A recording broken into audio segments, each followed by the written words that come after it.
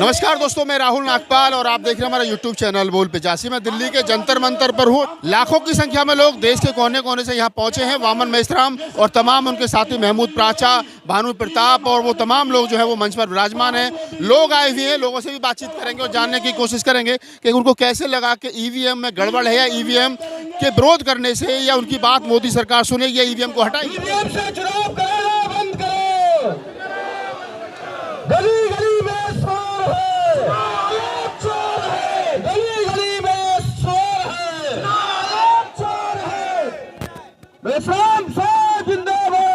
राजुद्दीन गादरे साहब, क्या करने आए हो बरसात में यहाँ? हम बरसात में नहीं, इस ठंड में भी देखिए कपड़ों से इंतजाम से, यदि जेल भेजेंगे तो जेल जाएंगे, मरेंगे मिटेंगे अपने समाज के लिए, कुर्बानी दे देंगे अपने आने वाली नस्लों के लिए। हम लोग ईवीएम हटा कर रहेंगे, लोकतंत्र बचा करके रहेंगे। हम लोग शिक्षा की बात करते हैं, चिकित्सा की बात करते हैं, बहन बेटियों की इज्जत की बात करते हैं, समाज को मान सम्मान की बात करते हैं। हमें नहीं चाहिए पाखंडवाद, हमें नहीं चाहिए अंधविश्वास, हमें नहीं चाहिए और इधर उधर की बात।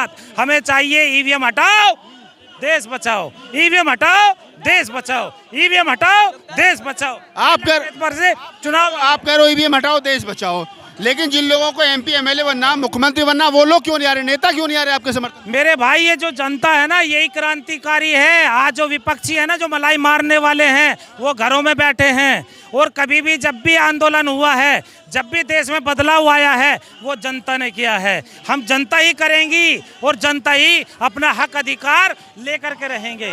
हक अधिकार हमारे बुजुर्गों की पेंशन खत्म कर दी, कहाँ है सरकार? कौन से मुद्दों की बात करती है? आज पाखंडवाद फैला करके तुम लोग लोगों को गुमराह करते हो। क्यों करते हो? यानी आप लोग तानाशाही। अरे आप लोग जलते हो मोदी जी से। अरे मोदी जब डरता है पुलिस को आगे करता है, हम नहीं डरते हैं। या देखो आज कितनी मोदी जी जीत रहे हैं, 400 सीट आ रहे हैं, आप बीच में ईवीएम ले। चारों ओर हमारी गाड़ियां रोक दी, कई सौ गाड़ियां आ रही थी, वो डर रहे हैं हमसे और लगा दी पूरी बैरिकेडिंग और पूरी पुलिस को आगे कर दिया। मोदी जी हिंदू राष्ट्र बना रहे हैं। अरे भैया, हिंदू राष्ट्र तुम ले लो ना, हमें हमारा भारत दे दो, हमारी इंडिया दे दो। India that is Bharat. Baba Saheb ने कहा, भारतीय संविधान में लिखा, इंडिया दैट इज भारत। तुम ले लो हिंदुस्तान, तुम ले लो मंदिर, जहाँ से आए थे वहीं चले जाओ। जहाँ से आए थे वहीं चले जाओ। कहाँ भेज रहे हैं भाई? यूरोसिया से आए थे ये लोग, है ना, यूरोसिया से ये लोग आए थे, वहीं भेजने का काम कर रहे हैं। अब ब्राह्मणों से दिक्कत है, ईवीएम से दिक्कत है, मोदी जी से दिक्कत है, मोदी जी के हिंदू राष्ट्र से दिक्कत है। सिंपल सी बात बताता हूँ मैं आपको। अभी मैंने 2 पिटीशन दिए इलेक्शन कमीशन ऑफ इंडिया को। Ambedkar right party of India के राष्ट्रीय अध्यक्ष विजय मानकर जी ने मेरे द्वारा 2 पिटीशन भिजवाई इलेक्शन कमीशन में। एक 23 जनवरी को, एक ये परसों 29 जनवरी को। उसका जवाब क्यों नहीं देते भाई ये लोग?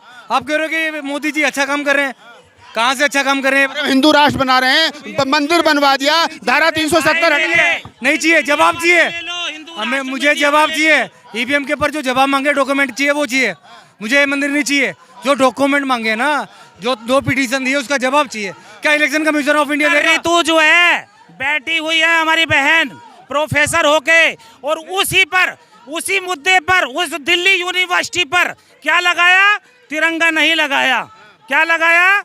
उन्होंने पाखंडवाद का मुद्दा लगाया वहां पर। मैं अभी दिखा देता हूँ सबूत। देखा है हमने, जय श्री राम का बैनर उन्होंने लगाया है, लेकिन अरे जब 26 लोगों की अपनी आस्था, गणतंत्र दिवस था, आस्था सबकी है। वो शिक्षा का मंदिर है, कोई धर्मवाद का अड्डा नहीं है। वो धर्मवाद नहीं, धर्मांध नहीं, अंधविश्वास नहीं, पाखंडवाद नहीं। वो विज्ञान की बात होती है वहाँ पर, शिक्षा की बात होती है वहाँ। इधर उधर का कोई नारा या कोई फालतू की बात नहीं लगे। फालतू की बात नहीं होनी चाहिए। आप बताइए थोड़ा सा, लोगों के लिए धर्म जरूरी है या नहीं है? धर्म की जो परिभाषा है वो हमारे देश में लोगों को समझ ही नहीं आई। धर्म कहता है मानवता, इंसानियत, परोपकार, सुख दुख में साथ आना, भाईचारा बनाना, सबको साथ लेके चलना। लेकिन यहाँ तो पूजा पद्धति है, राम की आस्था बताते हैं। अरे राम को फॉलो तो करते नहीं हो आप लोग। मर्यादा पुरुषोत्तम राम के नाम से जब आप कोई धार्मिक स्थल बनाते हैं, और वो भी धार्मिक स्थल के बारे में सुप्रीम कोर्ट ने कोई जजमेंट नहीं दी है। 1350 के जो पेज हैं, पन्ने हैं, उसमें कहीं नहीं लिखा कि भगवान राम का यहाँ जन्म हुआ है। ये तो एक झगड़ा खत्म कराने के लिए। मेरे अयोध्या कब थी? अब अयोध्या कब से नाम रखा गया उसका?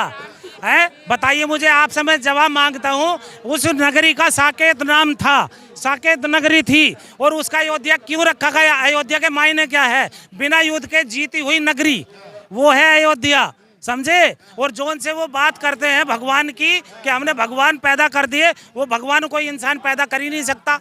जो इंसान लोग गाने गा रहे हैं, जो राम को लाए हमको लाए। एक माँ के पेट में 9 महीने तक बच्चा रहता है गंदगी में, और वो जब बाहर आता है फिर अपनी मैं दिखाता है। लानत है ऐसे जो अपनी तानाशाही करता है, जिसके अंदर मानवता नहीं है, वो इंसान नहीं, जानवर से बदतर है। अच्छा चलो बताइए, ईवीएम नहीं हटते तो क्या करोगे आप लोग? हम विरोध करेंगे, हमें तो चुनाव लड़ना नहीं है, हम तो विरोध करेंगे, हम बहिष्कार करेंगे इसका, इलेक्शन का। और देवानंद साहब ने बहुत साल पहले, आज से 30-40 साल पहले एक फिल्म आई थी हरे रामा हरे कृष्णा। उन्होंने 40 साल पहले गाना बनाया था कि देखो तुम ये दीवानों काम ना करो, राम का नाम बदनाम ना करो। अब तो मजाक का पात्र बना दिया भारतीय जनता पार्टी ने। मेरे भाई, मैंने तो जो देखी, एक रामायण देखी थी, वो सीरियल था, उसमें लिखा हुआ था काल्पनिक है, तो वो काल्पनिक की क्यों बात करते हैं? अरे जो मेरी बहन बेटियों की इज्जत लूटी जा रही है मणिपुर में, उनको क्यों बात नहीं करते? जो सरेआम मॉब लिंचिंग हो रही है, उनकी बात क्यों नहीं करते? आज हिंदू मुस्लिम के मुद्दे खड़े करते हो, अपने देश के संविधान की बात नहीं करते हो। यदि मोदी है तो मुमकिन है ना, आप कह रहे हो ना, तो आज SC ST को बाबा साहब ने 2 वोट का अधिकार लिया था, अब दे दो ना। 2 वोट का अधिकार चाहिए SC ST को, दीजिए। मुस्लिम समाज आज अत्याचार से पीड़ित है, उसको पृथक निर्वाचक क्षेत्र दीजिए। क्यों नहीं दे रहे? संख्या के अनुपात में भारतीय संविधान में लिखा है, जिसकी जितनी संख्या भारी उतनी उसकी हिस्सेदारी। क्यों नहीं दे रहे हो हिस्सेदारी? क्यों नहीं बात कर रहे हो? है डॉक्टर लक्ष्मण यादव जो शिक्षा की बात करते थे, उन्हें शिक्षा के मंदिर से हटा दिया क्योंकि वो बहुसंख्यक बात करते थे, बहुसंख्यक लोगों की, वो समाज की न्याय की बात करते थे। डॉक्टर रितु एक जातिवाचक सूद के उसको वर्ड कहे और उसको हटा दिया। वो न्याय मांग रही है, आज तक न्याय नहीं मिल रहा है। क्यों? कब तक चलेगा? इस न्याय को लेने के लिए जनता सड़कों उसे बचाने की हम लोग यहाँ लड़ाई लड़ रहे हैं। हम लोग यहाँ आज वर्तमान में एक साथियों, देश का नेता कैसा हो? साथियों धन्यवाद। यहाँ पर मैं ज्यादा समय नहीं लूंगी। भारत मुक्ति मोर्चा की जो हमारी महिला साथी है, इस देश का लोकतंत्र बचाने के लिए अगर केंद्रीय चुनाव आयोग ने हमारी बात नहीं मानी तो मेषराम